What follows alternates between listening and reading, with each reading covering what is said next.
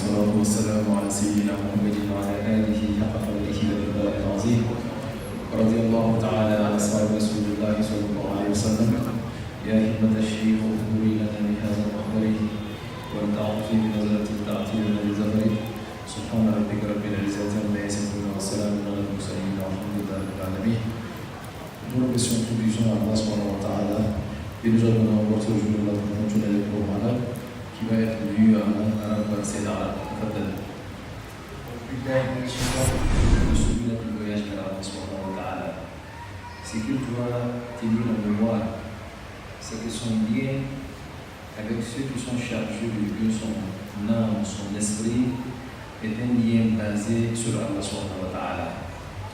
Vis-à-vis de ces personnes, il ne peut pas y avoir de blâme.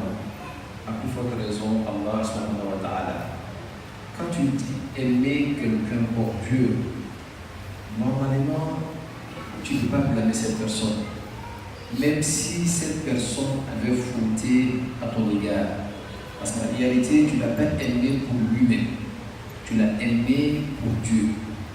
Voilà pourquoi le prophète Mohammed sallallahu alayhi wa sallam, son cœur était dans une disposition de pardonner à tout moment. Mais, par contre, quand tu aimes quelqu'un pour lui-même, si cette personne a fait des erreurs, alors tu peux lui demander de compte parce que c'est pour lui-même que tu l'aimais. Tu l'aimais pour ses qualités, alors qu'il vient de manifester des défauts. Donc celui-là, si tu exiges qu'il soit bon, tu as raison. Mais si tu aimes quelqu'un pour Dieu, Dieu n'a pas de défaut. Et ce dont leur lien est basé sur Dieu là, il ne s'accuse pas mutuellement. Il dit non, non, c'est pour Dieu que je t'ai aimé. Même l'erreur que j'ai vue en toi là, je dois pouvoir te pardonner. Et toi également, l'erreur que tu as vue en moi, tu dois pouvoir me pardonner parce que toi-même tu ne m'aimes pas pour moi-même, tu m'aimes pour Dieu. Donc cette base-là, il faut qu'elle soit retenue dans l'esprit de tout un chacun. L'amour pour Dieu fait qu'on voit au-delà des défauts de celui qu'on aime.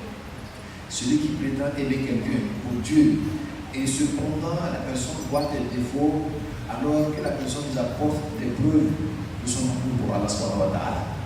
Alors donc on continue bien se dire إذا علمت ذا تكون راديا حكما إلى كل وقت باقيا إذا طلبت مطلبا عدمته فغيره يدري وما دريت.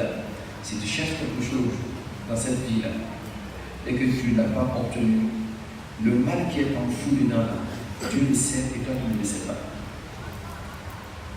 On peut vouloir quelque chose qui n'est pas bien pour nous-mêmes.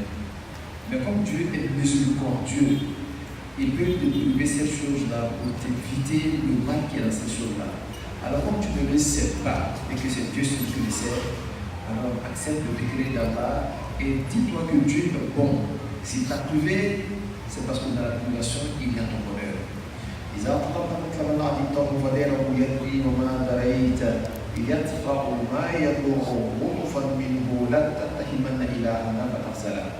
Dieu, dans ton envie d'obtenir quelque chose qui n'est pas bon pour toi, quand il te prive de cela, alors il le fait pour te donner un plus grand bonheur. Et il le fait pourquoi? Parce que lui-même il est doux. Cela fait partie des dimensions de la douceur d'Allah. Comme un père avec ses enfants. L'enfant voit le feu, il ne connaît pas le feu. Il pense que c'est de l'or parce que ça brille. Il vient, il veut prendre le feu. Le père est assis, le père retient l'enfant. L'enfant pleure. Il ne regarde pas les pleurs de l'enfant pour laisser l'enfant prendre le feu. Alors, en ce moment précis, l'enfant pense que le père n'est pas gentil avec lui. Parce que le voilà, lui, il veut prendre quelque chose que le père l'empêche de prendre. Jusqu'au jour où le père a été absent. L'enfant était seul avec le feu. Il est venu et il a saisi les braises de feu avec sa main. Automatiquement, il a lâché. Et il a compris que mon père, quand il m'empêchait de toucher ça là, c'est parce qu'il m'aimait. Et c'est comme ça, tout homme est un gros bébé dans Allah subhanahu wa ta'ala. Tout homme ressemble à cet enfant-là, qui veut quelque chose que lui-même ne connaît pas, la quintessence de ce qu'il veut.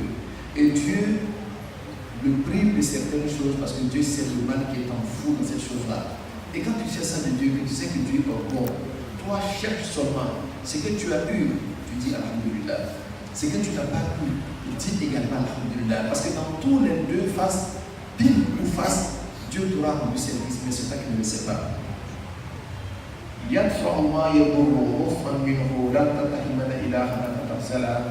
Alors ne blâme pas notre Seigneur Allah et tu seras réduit à rien. Dieu va t'humilier. Parce que Dieu n'humilie personne, c'est l'homme qui s'humilie devant Allah subhanahu wa ta'ala sans le savoir. Alors il continue. Il dit là où ya'lamu al-insan mar-rahman yalqa shurura dahikan al-insan. Si tu sais pourquoi Dieu s'est proclamé Dieu de miséricorde, alors en ce moment-là, tu accepterais tout le degré de Dieu avec sourire.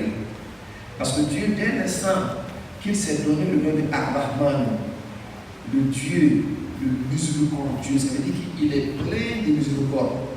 Dès cet instant-là, l'être humain doit savoir que si tu as une grande foi en toi, Dieu ne te fera plus du tort, il ne te causera pas de tort. Tout ce que tu veux que tu n'as pas pu obtenir, c'est parce que ton malheur y est. Voilà pourquoi Dieu t'a pas donné. Parce que pourquoi? Parce qu'il s'appelle le miséricordieux, Ar-Rahman. Le mot Ar-Rahman rime avec tout ce qui est bon pour l'être humain. Donc il ne peut pas se proclamer par le mot Rahman, le Dieu rempli de grâce, et te faire du mal. Aie un peu de confiance en Allah subhanahu wa ta'ala.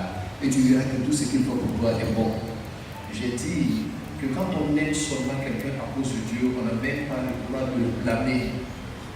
Parce que cet amour est basé sur Dieu. Alors, que vas-tu penser de l'amour de Dieu lui-même? Quand tu aimes Dieu, Dieu qui a rempli quelle qualité? Mais que vas-tu penser de Dieu si jamais il te prie de quelque chose? Si ce n'est pas le bonheur. Alors donc ton cœur doit être basé sur ça. Et ainsi tu verras que l'acceptation de tout ce qui se manifeste autour de toi sera facile. La تطلب العزة لدى الخلق بلا تعزز إلا الملك لا ولا. Ne cherche pas les faveurs des êtres humains tout en transgressant les lois d'Allah subhanahu wa ta'ala. Ne cherche pas à faire plaisir aux gens en désobéissant à Allah subhanahu wa ta'ala. Ne cherche pas à être grand devant les êtres humains en étant tout petit devant Allah subhanahu wa ta'ala, parce que tu n'aurais pas respecté une loi d'Allah subhanahu wa ta'ala. La wallah ne le fais jamais et à jamais ne le fais pas. Tout ce que tu cherches, fais en sorte que tu n'obtiennes que l'agrément d'Allah subhanahu wa ta'ala, pas la colère d'Allah. Et c'est ce que ça veut dire. Ne cherche pas à ce que les gens soient satisfaits de toi alors que Dieu est en colère avec toi. Si tu sais que si tu agis ainsi avec les gens, cela va provoquer la colère d'Allah subhanahu wa ta'ala, alors préfère avoir le contentement d'Allah et avoir la colère des êtres humains. Cela est mieux pour toi. Et il continue. La tafrahan bi'an'umin un'imta wafrah biman an'ama in aqalta. Ne sois pas heureux des biens qu'on t'a donné, mais sois plutôt heureux du bienfaiteur qui t'a donné. Le bien finit, mais le bienfaiteur demeure. Le bienfaiteur, c'est qui? C'est Dieu. Quel que soit ce que Dieu te donne, tout finit sauf Dieu lui-même.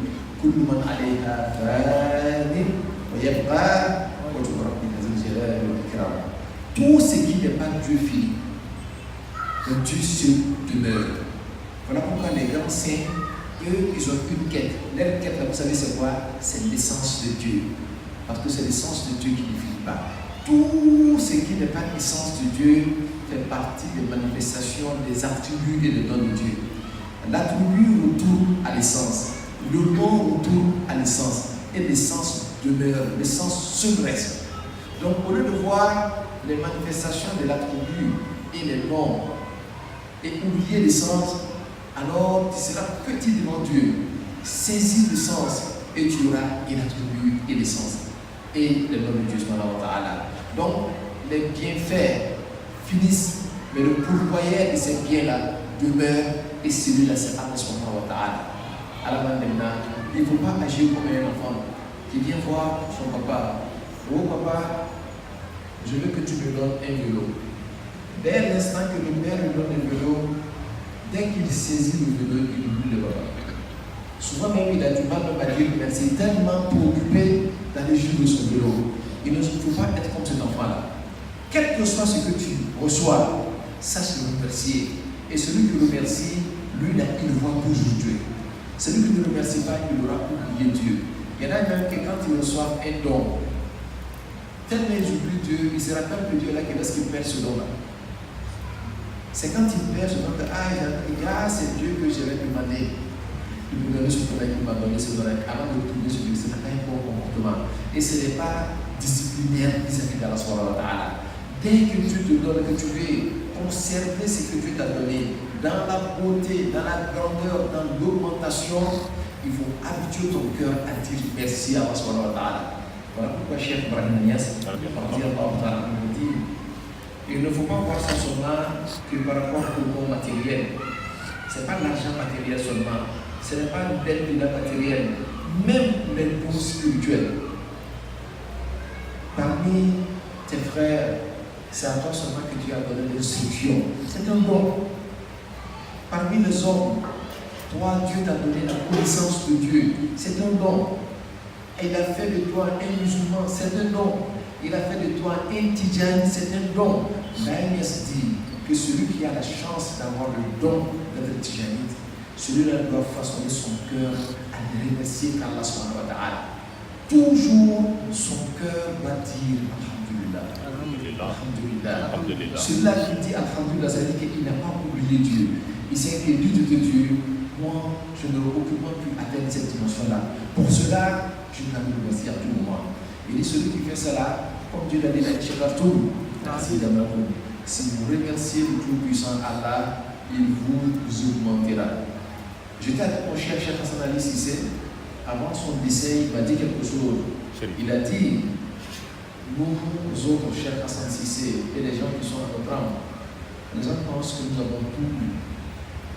Effectivement, la plupart des choses que nous voulons faire de Dieu, Dieu nous a donné. Mais cependant, nous sommes dans une position de tendre toujours la main à Allah. Parce que notre position là est résumée par un verset coranique qui veut dire Hal min mazid, Dieu, peux-tu nous augmenter? Et nous devons être pénétrés de cette dimension-là et à tout moment, quel que soit ce que Dieu t'a donné, qu'il te donne la royauté de ce monde-là, la royauté de l'au-delà, Dieu a toujours quelque chose pour t'augmenter. Et si tu sais que Dieu peut t'augmenter, ça veut dire que tu es convaincu que tu es un serviteur de Dieu. Tu es convaincu que tu es un esclave de Dieu. Et Dieu est Dieu, parce que lui, il peut toujours augmenter. Donc, la phrase coranique qui dit Had min mazid, peut-on être augmenté, doit être cette phrase que tout serviteur de Dieu doit observer. Mais Dieu se trouve dans une autre dimension. Et la dimension de Dieu, c'est quoi? Waladayna mazid. Nous pouvons t'augmenter. Nous pouvons t'augmenter, quel que soit ce que tu as. Même si Dieu te donnait tout le paradis et tout ce qui est dans ce paradis, Dieu peut t'augmenter. Dieu n'a pas de fin. Les grâces de Dieu ne sauront être comptabilisées. Et le paradis là n'est rien d'autre qu'une petite grâce d'Allah subhanahu wa ta'ala. Si tu la compares à ce que Dieu a et que Dieu n'a pas encore te montré là, tu verras que le paradis et tout ce que le paradis contient n'est semblable qu'une goutte d'eau dans les grâces d'Allah subhanahu wa ta'ala. Alors donc, sois dans une disposition pour dire à Dieu, Dieu, je veux te augmenter. Et je veux te augmenter là, se faire par une phrase, Alhamdulillah, Dieu, je te remercie. Alors donc, la taqul al-izza, la taqul la ta'azzuz illa al-malik, la tafrahu bi'an wa in radita wa farah man an'ama in aqalta. فكل نعمة تزول دون من أسلم فذاك الباقي في كل زمان. Sache que tout ce que tu auras obtenu finira un jour. Mais celui-là qui est éternel n'est qu'Allah subhanahu wa ta'ala. C'est Dieu celui qui ne finit pas. C'est Dieu seul qui est là. En dehors de Dieu, tout est éphémère. Voilà pourquoi ce Dieu-là, sache le capter et sache l'attraper. Ne l'oublie jamais. La tahkiranna musliman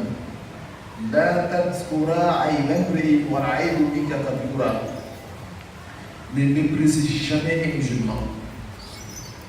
Ne cite jamais les défauts des musulmans.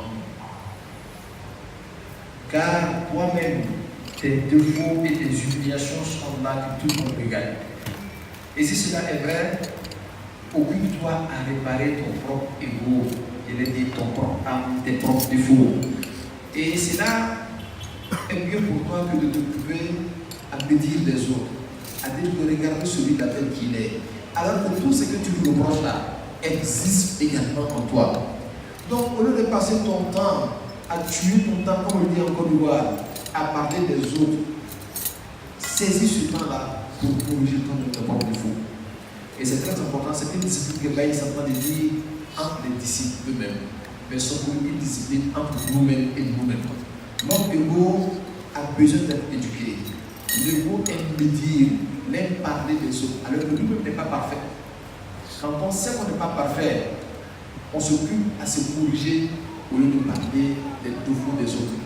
Et celui qui sait même lui-même ses défauts en avant-garde, la personne verra qu'il n'a même plus le temps de parler des défauts des autres. Que Dieu nous donne la sagesse de comprendre que la véritable chose là, c'est commencer par soi-même. Ce n'est pas par les autres.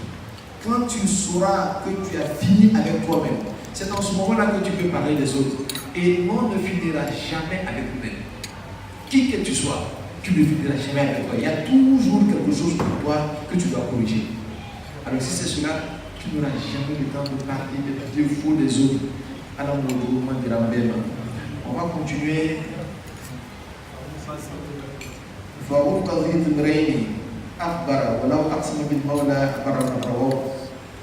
Il dit il se peut qu'une personne avec deux étoffes, une personne qui ne représente rien du tout, avec des habits poussiéreux, que celui-là soit ennemi de Dieu. Si jamais il lève la main, prier Allah subhanahu wa ta'ala, Dieu va s'exécuter à exaucer sa prière. Donc, ne méprise personne. Il se peut que celui que tu méprises là soit un ami de Dieu. Et Dieu, tu peux parler mal de Dieu, que Dieu te pardonne. Mais Dieu n'acceptera jamais que tu te fous de ses amis. Dieu, il est comme un bon bété. Vous connaissez le bété, il dit ton parade, ton parade.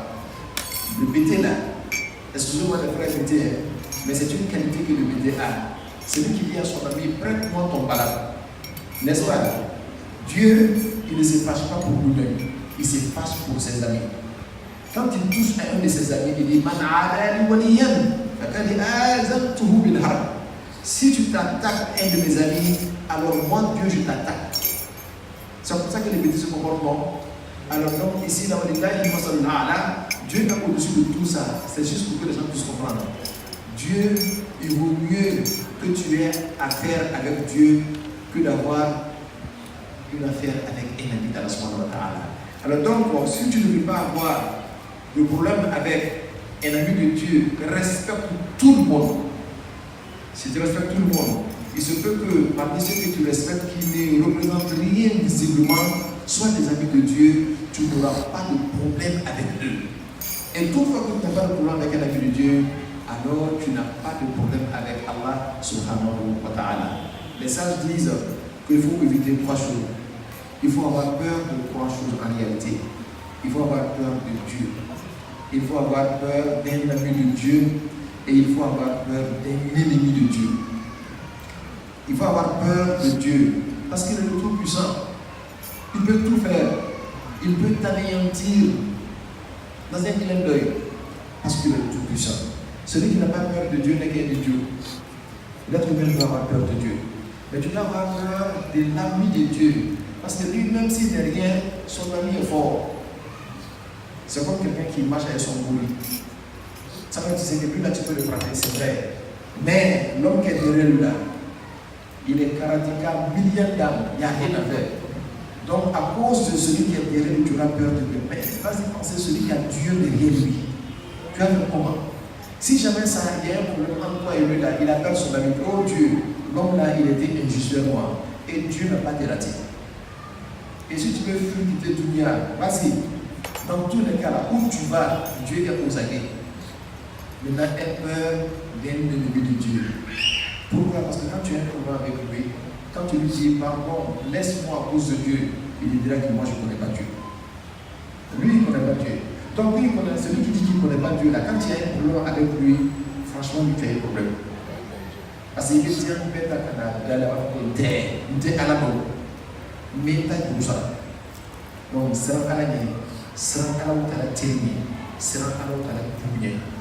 À la musique, on va dire, اللهم إني لك صرت وأنا أسألك فرصك وبك أنا وأنت وعليك توكلت وفضلك باسم الله.